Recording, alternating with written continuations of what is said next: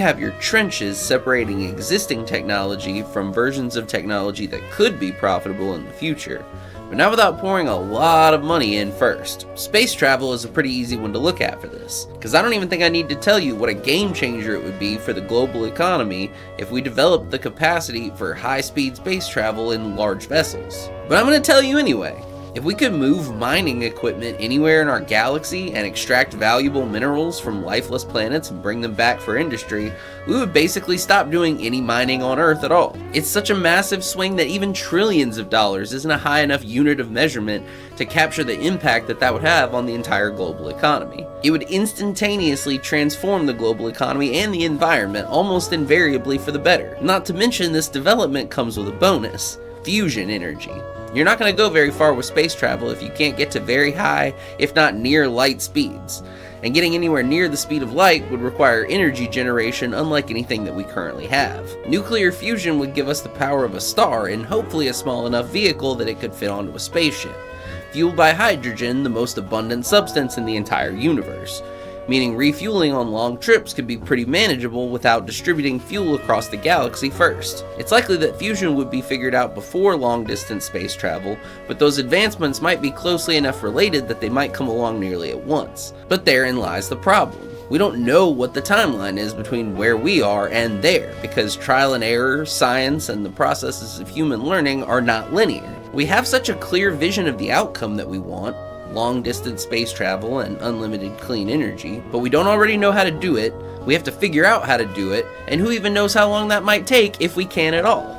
Which means in the meantime, money and resources go into a hole marked figuring this out, and no money comes out of that hole until a viable product does. I'm not sure anything technically counts as the opposite of a business, but that's about as close as it gets. What kind of business can make that kind of calculation? And what does it look like when companies try to get into these industries when the real cost-benefit analysis is so long dated?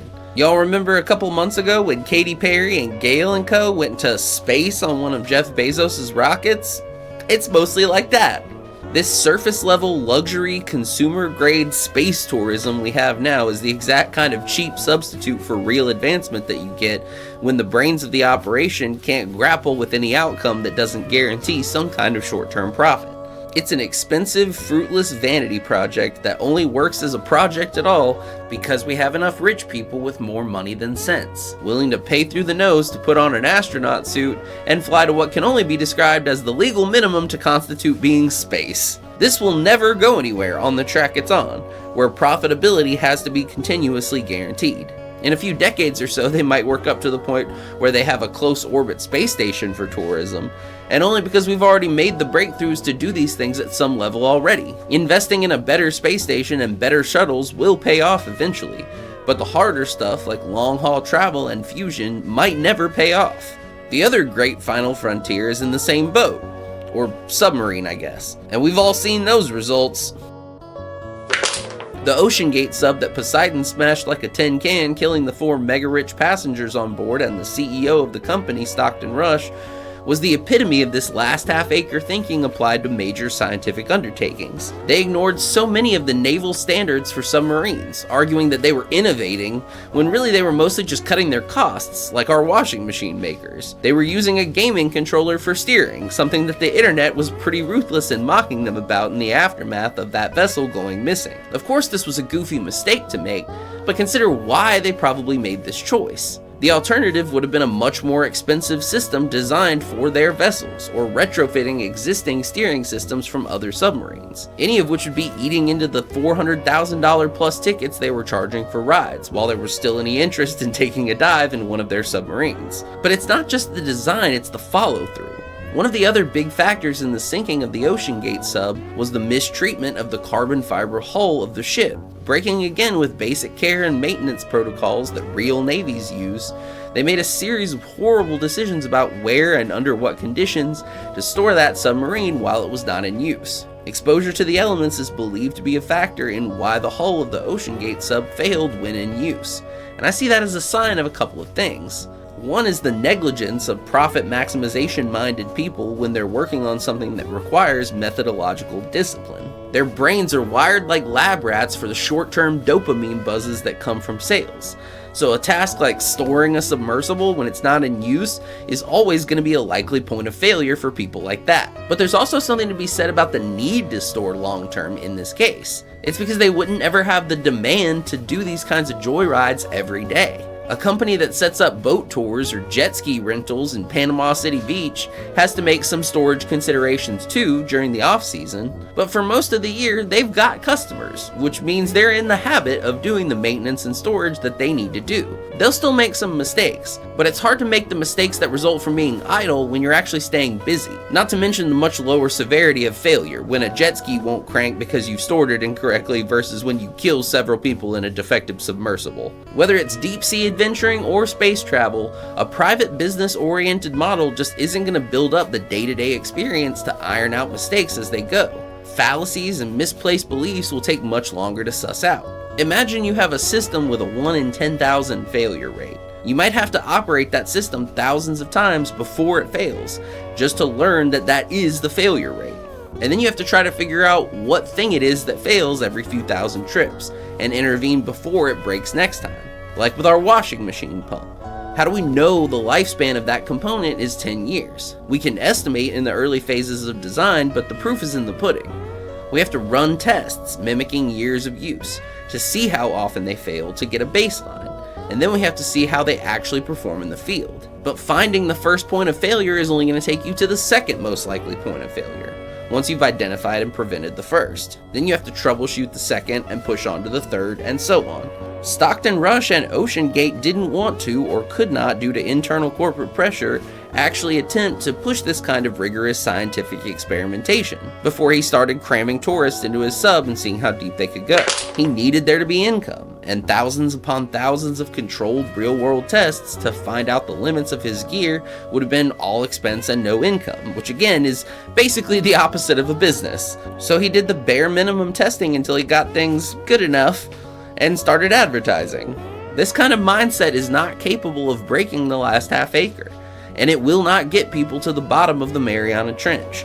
It will just kill a series of increasingly gullible rich people in a series of accidents, from which little can actually be learned for future improvement.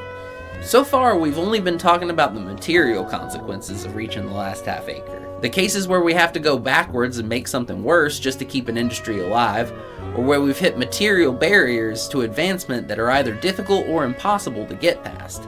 Hitting these barriers has some big impacts on the economy and causes some extreme and undesirable things to happen. In particular, bubbles and scams are inevitable outcomes of hitting this kind of economic dead end at the Last Half Acre, when we won't use any kind of collective action to break through that barrier. Bubbles are almost always a consequence of unequal growth and development. In part 3 of Coconut Trees, we talked about the tendency towards a falling rate of profit, and that's really the key to understanding bubbles. Any kind of business is sending money to 3 places: material costs, wages, and profits. And when we look at the bigger economic picture, my material suppliers' costs are also wages, profits, and materials, and so on.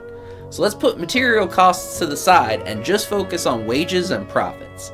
Wages and profits would need to be proportional to each other in order for the economy to keep any kind of balance. Rising profits with stagnant wages means profits are getting invested into new production. But who's buying that newly produced stuff if wages are flat? Especially when some of that investment in production is in automation and equipment that uses fewer human labor hours to get the same output. Because then we're increasing the amount of stuff available while decreasing the amount of money that people have to buy it. And of course, capitalism is a really unequal system.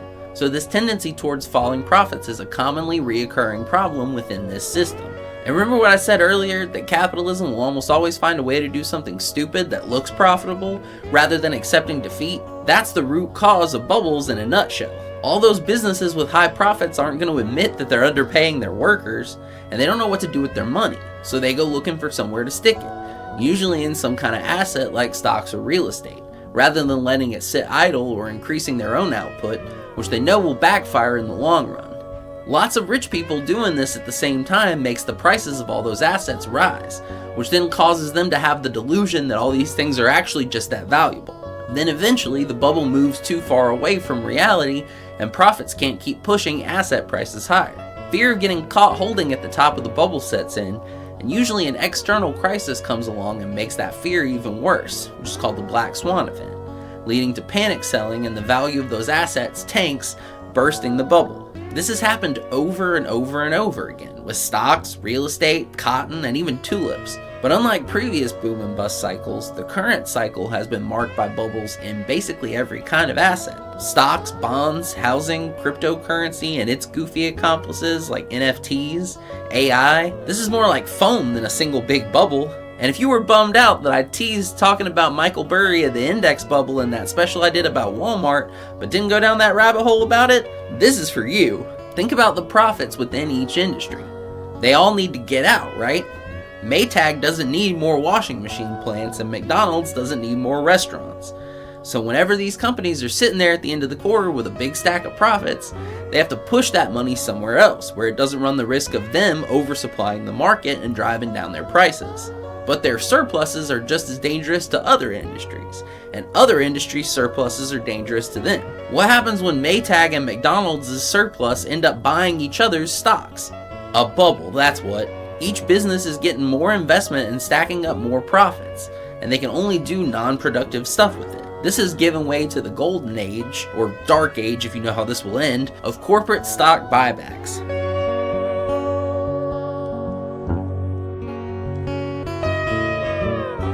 We'll start with a refresher about what stocks even are. Some companies are private, meaning a person or a small group of people own the entire company and all of its assets for themselves. But this way of doing business can really limit what you're capable of, because you have to pay out of pocket to reinvest, which might be hard to do if all of your money is wrapped up in the business already.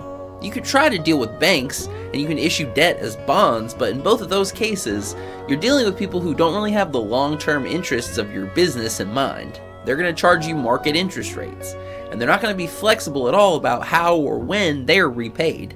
Issuing stock is a way for a business to get investment from people who will be more flexible about how they get their money back, by selling them a piece of the company and its future profits. Shareholders make money in two ways. They can be paid dividends, which are payments to shareholders based on the company's recent profits, but they often care much more about appreciation, which is how much the price of the stock goes up while they're holding it. Historically, these have been more balanced, with more established companies paying out higher dividends and newer growing companies tending to reinvest their profits rather than paying dividends, which tends to drive up their share price. Normally, by reinvesting, we would mean expanding and growing the business, but stock buybacks are a quirky way to make the line go up without actually doing anything new productively. If you buy your own shares off the market, you're lowering the total number of shares, and you're skewing the ratio of buying and selling towards the buyer side, which makes the share price go up for all the remaining shares on the market. This used to be illegal until Reagan. It's almost always Reagan, because this is pretty clearly market manipulation and insider trading. The executives and the board of a corporation tend to have a lot of their own company's stock in their portfolio. So using the company's profits to buy back stocks is a clever way to enrich themselves and to make their own compensation, a lot of which is stock options, that much more lucrative. Since 2008, American corporations have poured trillions of dollars into buying back their own stocks, enriching the largest shareholders and fueling the wealth divide that keeps growing between the top 0.1% and everyone else. And the evidence of this being a bubble is pretty stark when you just pull back and look at the big picture. In 2007, when the last bubble reached its peak, the Dow Jones Industrial Average, which along with the S&P 500 and the NASDAQ make up the big three stock indexes, peaked at around 14,000 points. The Dow is geared towards industrial stocks, while the S&P and NASDAQ are geared towards financial stocks and tech stocks respectively. And they're each weighted differently, with a different amount of certain stocks in them, which is why the prices are so different from one another. But if you watch the markets, you'll see that they all tend to move up or down by a similar percentage on any given day and in the long term. So I'm going to use the Dow, but this analysis would be basically the same for the other two. So 14,000 was a bubble for the Dow in 2008. It was overvalued in large part because of the housing bubble, and when that bubble popped, it fell to around 6,000 at its lowest point in 2009. That's more than a 50% drop on average in share prices. Throw in several $1 trillion in buybacks over 16 years, plus all the usual retirees and pension funds putting their money into the stock market too, and the Dow now sits above 44,000, triple the 2008 bubble level, and about 7 times higher than its low point in 2009. And that's over a period of historically low economic growth in the US. In the past, 5% annual growth in GDP was considered strong. Yet in the past 16 years, we've only broken the 3% margin in a few quarters. There isn't anything substantive propping these prices up, besides the continued onslaught of stock buybacks, which just get weaker and weaker the higher the stock market rises. The higher stock prices go, the more money you have to spend just to get the same effect as a percent. And at some point, the math will just not be mathing anymore. And if that's not bad enough on its own, buckle up. Because some companies leading the way on stock buybacks, like Apple and Google, really do have the cash for it. So while it's still a form of manipulation, they're not necessarily dealing themselves long-term damage by doing this. But a lot of companies have borrowed up to their necks to try to keep up with the market frenzy. Because if your competitors are doing it, and other companies listed in the same index as you are doing it, and you're not doing it, your share price is going to fall way behind. So companies like Carnival Cruise Lines and Bed Bath & Beyond, who aren't nearly as profitable or growing nearly as fast as companies in tech, have loaded themselves up with debt to buy back their own stock to try to keep up with the crowd. The more than $11 billion in stock buybacks that Bed Bath & Beyond spent between 2004 and their bankruptcy in 2023 is one of the major factors behind why they went bankrupt. Just to give you an idea of what this looks like when this strategy causes a company to implode. This class of companies are now called zombie companies.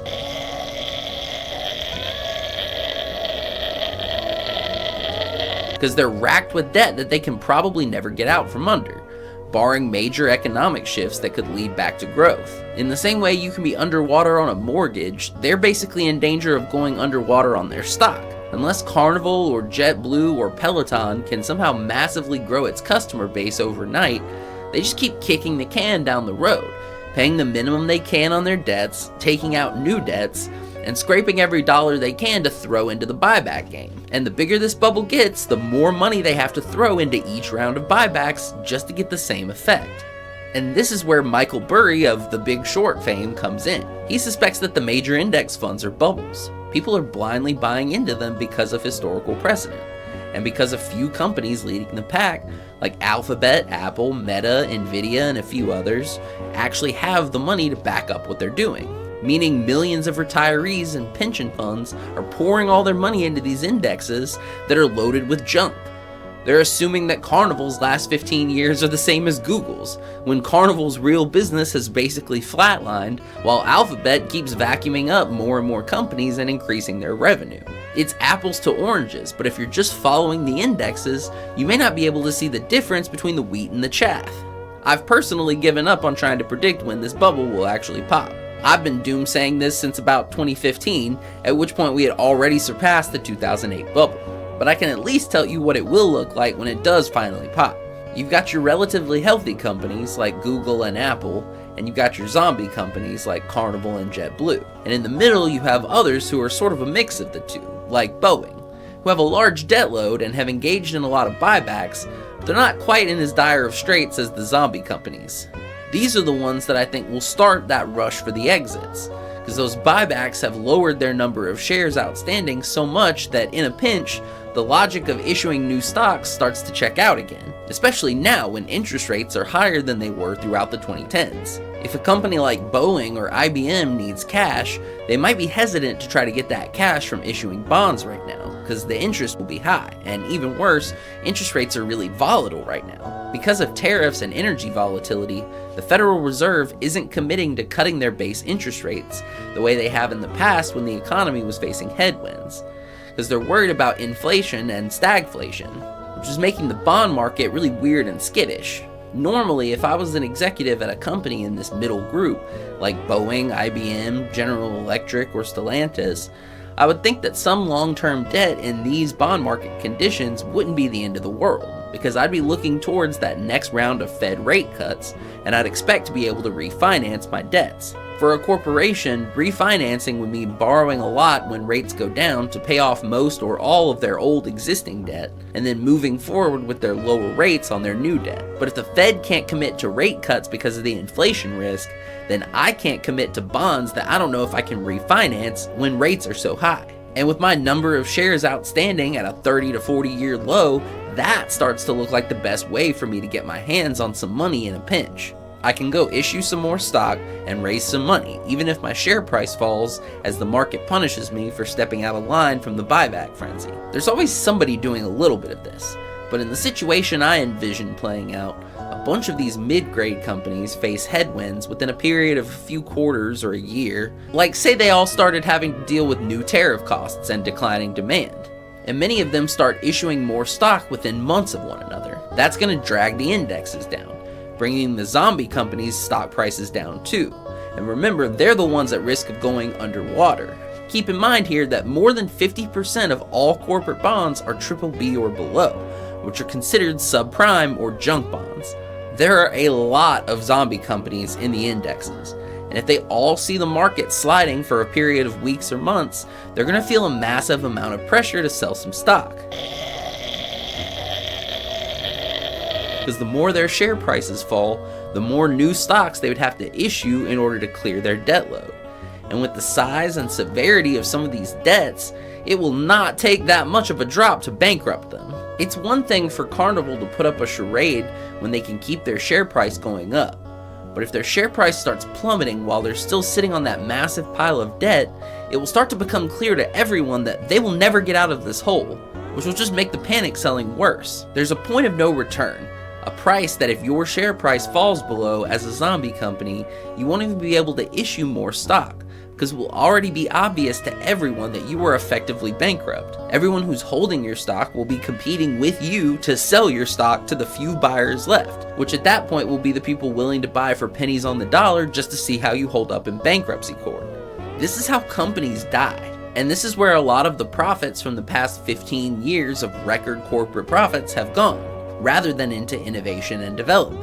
They've been dumped into stock buybacks by the companies themselves or paid out as dividends to shareholders who turn around and invest those earnings right back into the same indexes and companies listed on those indexes that are also being pumped up by the buybacks. It's a self-reinforcing loop that only takes a slight loss of confidence to reverse this into a death spiral, all of which is one of the best cases I could make for how the Last Half Acre is imposing itself on the economy. In the kind of financialized economy we have, bubbles are essential to maintaining the charade of economic growth when real chances for growth decline and get much more difficult and expensive to pull off. Without this corporate stock buyback and index fund bubble, there just would have been no recovery from 2008 at all.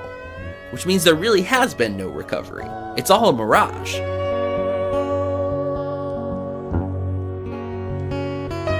And bubbles have a kind of cousin as far as ways to bypass the Last Half Acre go. Scams. Whereas bubbles come from the richest among us not knowing what to do with their oodles of money, piling that money into already overvalued junk, and then proceeding to trade that junk back and forth with one another, a lot of scams come from regular people trying to find some easy money hack in a world where starting any real kind of business is just getting harder and harder. Not to say that scams never come from the super rich. Bernie Madoff's scheme certainly comes to mind, but those kinds of scams tend to face a higher level of scrutiny, and the size and scale of a scam at that level can be hard to conceal.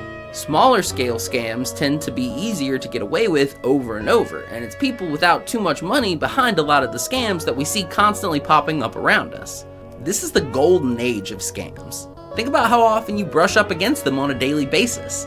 All those weird calls and texts and emails from strange numbers and accounts that you don't recognize, usually trying to convince you of some kind of opportunity that you should jump at, or maybe an emergency that you should deal with as soon as possible. Because of the internet especially, finding people to reach out to is easier than ever for scammers, and getting us to hand over something of value to them, like account credentials or credit card information, is easier than ever. And trying to do anything about these scammers is hard when they can hide behind layers of fake accounts and identities, on top of being a jurisdictional mess when it comes to law enforcement. I may not even be in the same hemisphere as the person scamming me, meaning my local cops probably can't and won't do anything about it. And federal agencies aren't built to deal with the more than $10 billion in reported scams that occurred in the US in 2023. And due to a mix of shame and futility felt by those who get scammed, it's estimated that only about a quarter of those scams are even reported. Now, I'm not saying that all these people running these scams would have been some kind of entrepreneur if they were born 100 years ago or something like that. There's been swindlers and snake oil salespeople for as long as there's been any kind of commerce. But it's worth noting that plenty of those scammers from the past were also boxed out of the real economy by high unemployment, social isolation, and other factors. It's not a built-in personality trait that some people were just born with. This kind of environment has always created scammers. But this is the golden age of scams, in part because the economy we have today is so oversaturated with products, most of them sold by massive businesses with global supply chains that can crush small players in the market on any price. And I think that combination of factors, the lack of entrepreneurial options, the amount of naked corruption in the government and corporations, and the ease nowadays of getting away with digital scams, has made a particular environment ripe for scamming to thrive, and we're all living in that reality. Often these scams even target their victims on the same kind of terms. Like, have you ever known someone to become the victim of a fake job scam, or been the victim of one yourself? These kinds of scams are super effective because of how bad the job market is and how often vague and nebulous even real job offers can be. Scam jobs usually offer you a lot of money up front for not a lot of work, or give you some kind of perk like working completely remotely, and then scam you by getting your bank account info or your social security number to clean you out or borrow money as you. Or maybe they convince you to pay for some kind of equipment or license or class for that job, and then ghost you before you realize you've been had. And it's easy to say, "Oh really? You thought someone would just pay you the equivalent of $30 an hour full-time for remote work that amounts to responding to a few emails or filling out some papers?" Yeah. Of course some people are going to be convinced of this when the world we live in has millionaire TikTok influencers and people like Jake and Logan Paul running around. They don't do anything of real value. Those jobs look pretty dang easy, and some people, without having the right guidance, are going to think that they can make easy money too. A lot of folks will have to learn by being scammed to understand the warning signs, and some people will fall for it several times before they see the pattern. Other types of scams are less obvious that you've even been scammed, like the landlord bait and switch. Rental application fees are unregulated in 39 states, including Georgia, Tennessee, Alabama, and Florida, where most of the people watching this are likely to live. I bet you've noticed how out of hand some of these fees have gotten when you're trying to find a new place to stay, especially if you compare 2015 to 2025. It's an easy way for any landlord to make some extra money when they're between tenants, especially when finding a rental is so competitive at this point. If I list an apartment to rent out on August 1st for $1,500, which is a not out of the ordinary rent for a 1 or 2 bedroom place even in rural parts of the country these days, and I get 15 applications charging $100 per fee, then I, the landlord, have made the same amount of money I would have made renting that place out for a month without any risk or commitment or damages or other costs. If you've ever wondered how the vacancy rate can stay so high without it seeming to affect rent prices all that much, and trying to apply for and get approved for housing feels a little bit like the Hunger Games at times, that's pretty much the deal. Landlords know they can keep charging these crazy fees, and people will have to keep paying if they want a chance of being approved at all. Meaning the landlord can just wait for the ideal renter with perfect credit, a perfect rental history, and a monthly income 5 times the rent. Someone they can be almost certain will not break the lease or cause any damages. And not only might they not lose any money waiting, they might actually make more money collecting fees than they would renting the place out. It's just about impossible to produce a smoking gun to confirm this, because none of it would be technically illegal in those states where application fees aren't regulated. But it would be hard to see how these incentives wouldn't add up to landlords being as slow as possible to fill a unit as they can be. Plus, it's not like the market rate is what it's costing the landlord. The market rate has to be more than what the landlord is paying for the mortgage on the building, or they wouldn't be able to make any money. So for a $1,500 apartment like our example from a minute ago, it's unlikely that that landlord is paying more than $1,000 a month in mortgage payments and other costs while it's idle, which would mean they would only need 10 applicants a month to break even on their worst month. And a good month where they could draw 20 or more means they're making a lot of money on just fees. There's no way someone isn't out there collecting fees and laughing all the way to the bank month after month. And these are just the more illicit scams. We didn't even touch on any of the legitimate scams here.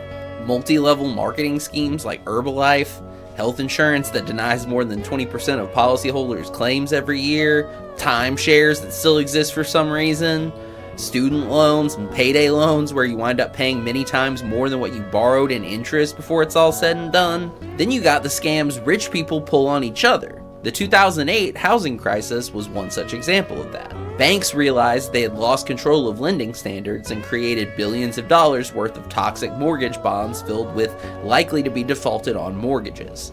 And what did those banks do? Come clean and eat the loss? No. They not only knowingly sold off as many of these toxic bonds as they could before the bubble burst, they turned around and bet against their own customers on the bonds they had just sold them. And basically nobody went to jail for this. High finance is really hard to get a glimpse into from the outside until and unless something goes horribly wrong, like it did in 2008. So it's hard to identify the exact scams being run on Wall Street right now. But 2008 did teach us some important things that we should try to be wary of, on top of the bubble that they've already created with stock buybacks. The market for derivatives on housing bonds was more than 20 times the size of the mortgage bond market itself, which, to keep it as simple as possible, derivatives are like bets against other assets, often ones that you don't even own or have a stake in. They're a completely needless and unproductive element of gambling added on top of the real economy. That in and of itself is another testament to Last Half Acre thinking, because it again shows rich people doing crazy and stupid things with money which they can't really figure out how to invest in anything real. But these kinds of bets are almost completely unregulated. They're a great place for people with insider information to make bets that they're almost certain to win against the suckers who have no clue what the people on the other side of their bet know. We learned in 2008 that the system couldn't cope with trying to pay all those earnings out to the winners of those bets all at once. AIG, once the world's largest insurance company, was nearly destroyed as they faced having to pay out trillions in insurance on mortgage bonds that their customers no longer held and knew were doomed before they took out the bet with AIG in the first place. How much money do you figure is being bet against the stock market bubble or against the new housing bubble? By the exact people who have been leading this buyback frenzy and know exactly how vulnerable the entire market is to any drop in share prices. Looking back over the last 7 years or so, we can see a few periods of massive stock market drops that I thought were the end of the bubble coming. In 2018, there was a significant cryptocurrency collapse. There's another scam right there, which combined with the Fed doing some small interest rate increases, led to a nearly 20% drop in the S&P 500 between September and the end of 2018. At the time, I really thought this was the beginning of the end of the bubble. But the Fed backed off the rate hikes and the market pulled back in an early 2019 rally. But in spite of that rally, I thought at the time that the speed and severity of the drop said a lot about the toxicity at the heart of the market. The headwinds they were facing were just not that serious to merit bleeding a fifth of the stock market's value off in a matter of a couple of months. Clearly that panic was about more than just rising interest rates and what they would mean for normal borrowing by businesses and their customers. It was a sign of how vulnerable that bubble was to rising interest rates, as it would risk taking down the extremely endangered corporate bond market. March of 2020 was an even faster and more aggressive sell-off as COVID caused a complete meltdown, burning off more than 30% of the major indexes in a matter of just a few weeks, before the government swooped in with a massive influx of cash and bailouts to stop things from falling off the deep end completely. And you might think, yeah, well, COVID's impact on the economy was massive. Months worth of a shutdown would take billions of dollars away from businesses, and the stock market was just adjusting to account for those losses until the government backstopped everything. And of course, there would have been some real adjustment to the market either way, but what we were seeing in March of 2020 wasn't what massive, profitable corporations would lose in foregoing just a few months of profit. A few months of losses shouldn't amount to a death blow, or for your stock to start plummeting towards zero. The kinds of drops in share prices we were seeing is what you would expect for a company that was already dying, facing a crisis that threatened to turn that slow death into a fast one. We already talked about Carnival Cruise Lines as being one of our zombie companies, and the bleed out that they were facing in March of 2020 is pretty indicative of worse problems than having just a few bad quarters or a bad year. Like we said, a zombie company is constantly kicking the can trying to borrow more money at low interest rates while buying back stock as much as they can to drive up their share price. A company that had its stuff together could probably figure out how to weather a bad year, but a zombie company can't. If their immediate cash flow is cut off from their business, they have no money to pay the interest on their debt, and they have no money for new buybacks. That means they risk defaulting on their debt and paying higher interest rates than they can afford, and they can't keep pushing up their stock price, which will start to plummet as soon as they're unable to manually push it higher themselves. This is what was actually happening in that March 2020 stock market crash. Carnival's business was shut down because it was turned into a viral incubation tube overnight, and between when the shutdowns were announced and when the bailouts were passed through Congress, Carnival and others like it were basically helpless to do anything but stand there and watch their share price tank. Behind the scenes, the upper management at Carnival was probably drafting up their bankruptcy documents just in case, and hoping for the government to come in and save them so that they could shred all those documents and go back to pretending that they don't know that this short-term thinking will land them in bankruptcy one day either way. And that's exactly what happened. Now, when I say bailouts, you're probably thinking about the Paycheck Protection Program and the massive cash injection that Congress passed, and that is a part of it. But the other side of that coin is what the Federal Reserve was doing. They quickly dropped their benchmark rates back down to zero on all fronts, but more importantly, they backstopped the bond markets. They usually do this in a financial crisis by buying US Treasury bonds off the market as a way to inject cash and drive up the value of bonds to make bondholders more interested in selling their bonds too. Anything to push more cash out and get it circulating to stop the crash in its tracks. But they also did this to the private bond market too, to help prevent all those zombie companies from being driven into the ground before the congressional bailouts were able to do their thing.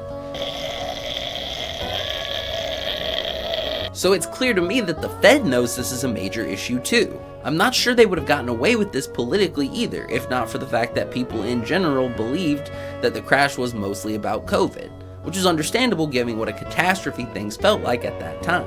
COVID was what initiated the crash, but the speed and depth of that crash was all about the bubble starting to unravel. And COVID wound up being a fantastic pretext for backdoor temporary bailouts to stop the collapse of the zombie companies and the subprime corporate bond market, which again, half of all corporate debt is subprime, so this is a pervasive problem. Now add derivatives back into the equation and you can see the full picture. Carnival runs out of cash flow, the company and its insiders start selling stock because they see the writing on the wall and they know they need cash ASAP. The shareholders follow suit, seeing the share price fall rapidly and getting cold feet about this investment. Then the derivatives kick in, and the people who took bets on Carnival weathering its financial storms start dumping unrelated assets to get a hold of cash that they would need to pay those bets if Carnival goes bankrupt. And all these same things are happening in other companies too. The people who bet on Boeing against the skeptics are dumping other stocks like Carnival to cover their bets on Boeing. And because we know the derivatives markets are larger than the things they're actually gambling on, the math here can never actually add up.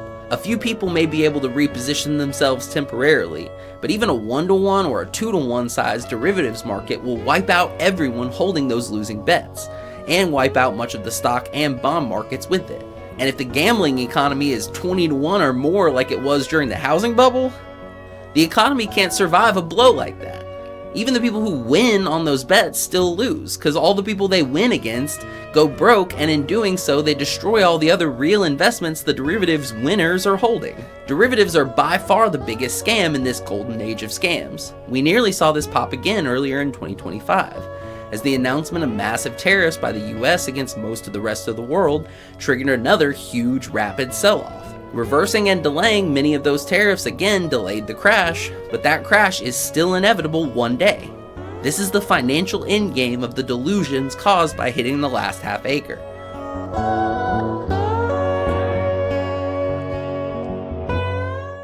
So what does all of this mean? We're at the last half acre of the economy.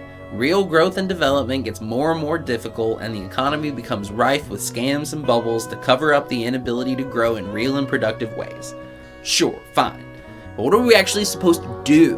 Well, let's go back through the issues we've addressed here and try to tie them all together so we can really see the big picture. We've got planned obsolescence, technology bumping into its own limitations, walls, and technology that we know we need or would like but don't know how to achieve, trenches. And the combination of all these things economically is leading to bubbles and scams on a level we've never seen before. But in order to really begin to untangle and solve all these issues, we have to acknowledge that the number one change we need to make is in our mindset and the way that we look at the economy. Take planned obsolescence. In the grand scheme of things, it's pretty easy to figure out what to do about this problem. We start making things to last to the best of our ability, and we reduce the industries that are riddled with this problem down to only what's necessary for the new machines that are needed every year and parts replacement.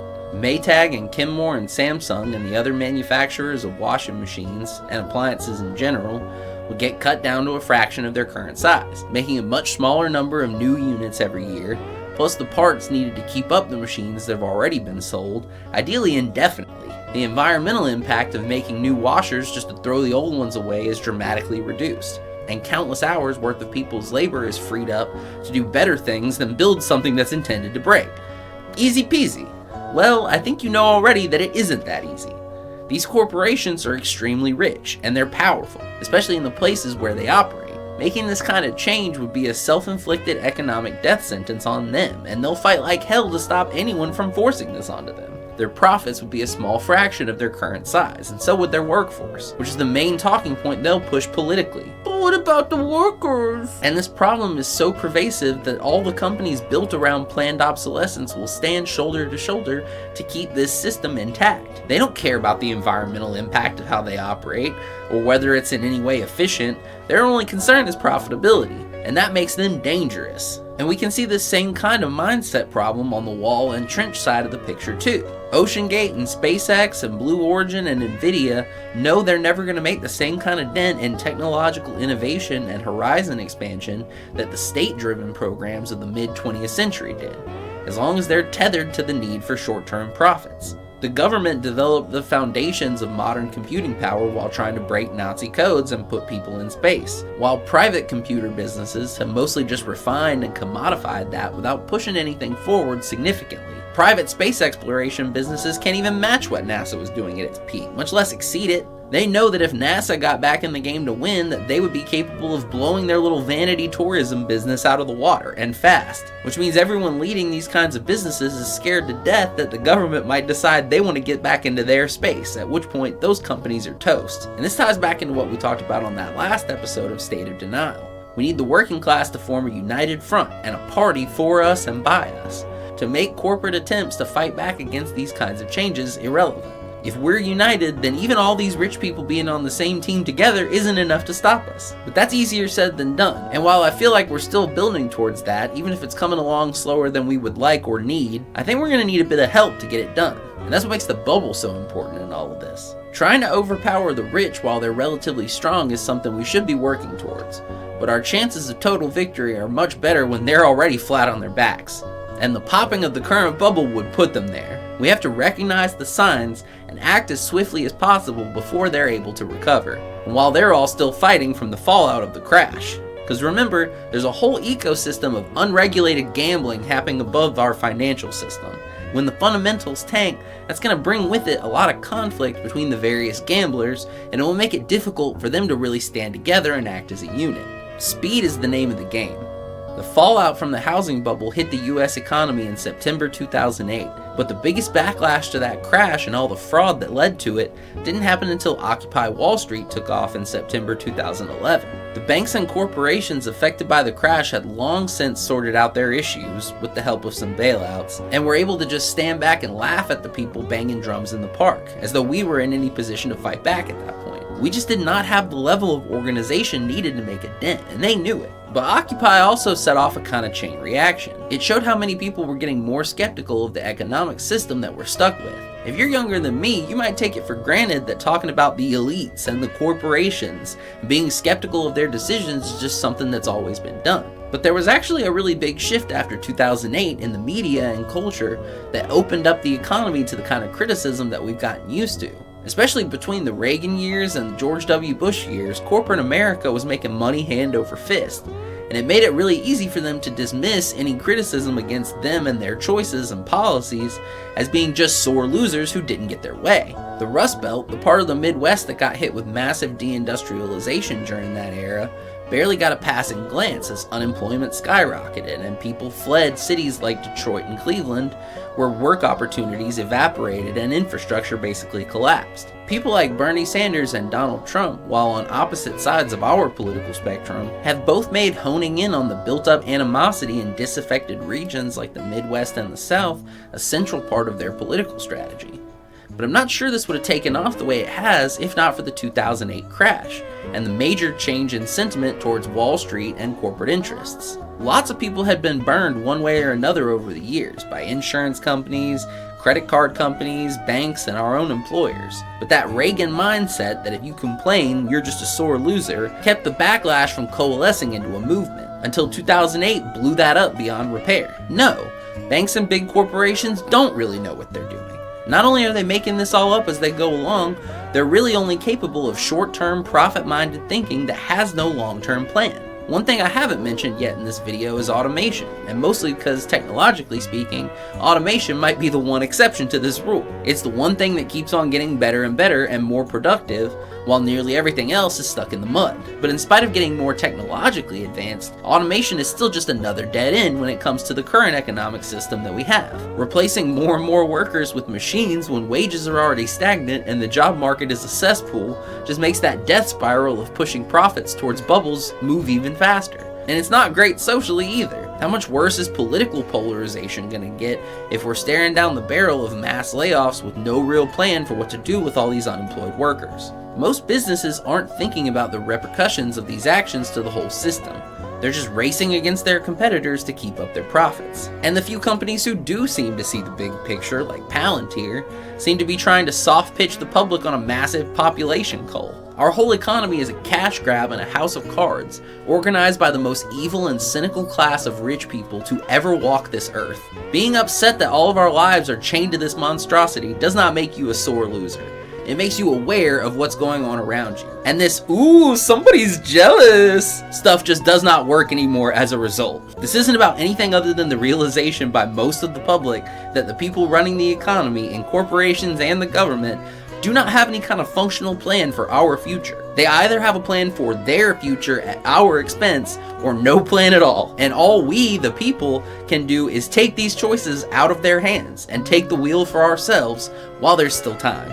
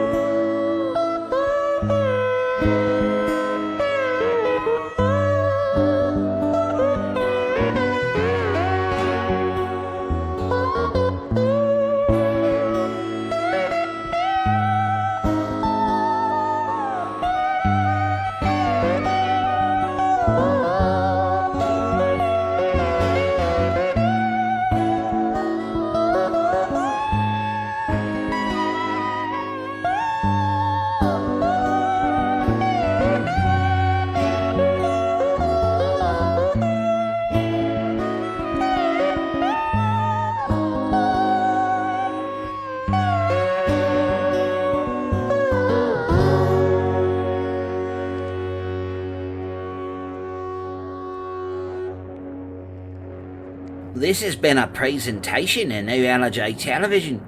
Visit us online at newlj.tv.